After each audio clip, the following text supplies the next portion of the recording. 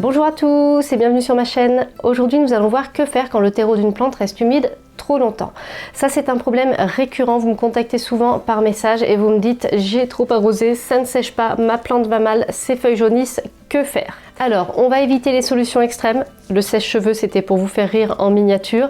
On évite aussi la solution du dépotage, rempotage dans un autre terreau puisque ça peut traumatiser la plante qui est déjà affaiblie. Vous allez la dépoter, enlever tout le terreau, remettre du nouveau terreau.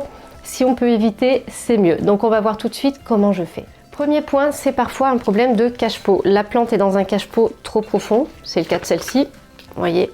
Ou alors la plante va être dans un cache-pot trop serré. Et là, l'air ne va pas circuler, le terreau va sécher beaucoup moins vite et je m'en mets plein les bras. Dans ce cas de figure, le plus simple consiste à sortir la plante du cache-pot, à la poser sur une coupelle. Et en général, ça peut suffire à ce que le terreau sèche et à ce qu'on revienne à la normale. Alors après, si vous voulez éviter que le problème persiste, si c'est un souci de cache-pot trop profond, mettez une petite couche de billes d'argile ou de pouzzolane de manière à ce que votre pot soit à niveau au lieu d'être profondément installé dans le cache-pot. Ça, en général, ça va aider. Si c'est un problème de cache-pot qui est trop étroit, dans ce cas-là, il n'y a pas d'autre solution que de changer le cache-pot. Il est possible que cette solution ne soit pas suffisante ou bien votre plante voit son terreau rester humide alors qu'elle n'est pas dans un cache-pot. Dans ce cas-là, on va la sortir de son pot, mais pas dans le but de la rempoter dans du terreau neuf, juste dans le but de la faire sécher. Il y a deux cas de figure, soit la motte va bien se tenir parce qu'il y a suffisamment de racines.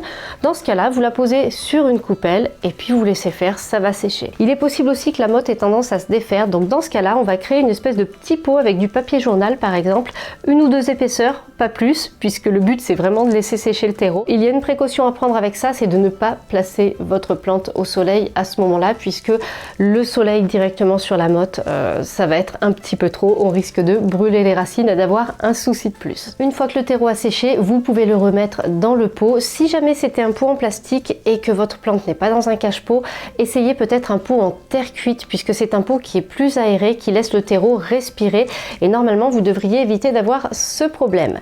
Il y a d'autres façons d'éviter le problème, donc le cache-pot je vous ai expliqué, et on peut aussi éviter le problème en faisant bien attention au moment où notre plante a moins soif, parce que dans ces cas-là, si on l'arrose alors qu'elle absorbe moins d'eau, effectivement le terreau reste humide plus longtemps. Alors en général, ces moments-là, c'est ce que j'appelle les intersaisons, c'est quand on sort de l'hiver et qu'on n'a plus de chauffage à la maison, mais qui fait pas encore super chaud, ou alors quand on sort de l'été et qu'on n'a pas encore le chauffage dans les logements, là il fait frais, il fait humide.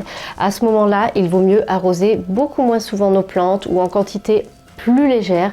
On n'hésite pas à attendre que le terreau est séché sur quelques centimètres, voire sur toute la motte avant d'arroser à nouveau. Notre plante survivra bien plus facilement à un manque d'eau qu'à un excès d'eau. On a fait le tour des solutions que je peux vous proposer. Si vous en avez d'autres, n'hésitez pas à les poster en commentaire. Si vous avez d'autres soucis avec vos plantes comme ça, des fois je reçois des MP avec des questions de ce type, n'hésitez pas à le dire aussi en commentaire. On peut en parler en vidéo, comme ça c'est utile à tout le monde. Merci beaucoup d'avoir été là jusqu'au bout et on se retrouve très bientôt pour une nouvelle vidéo.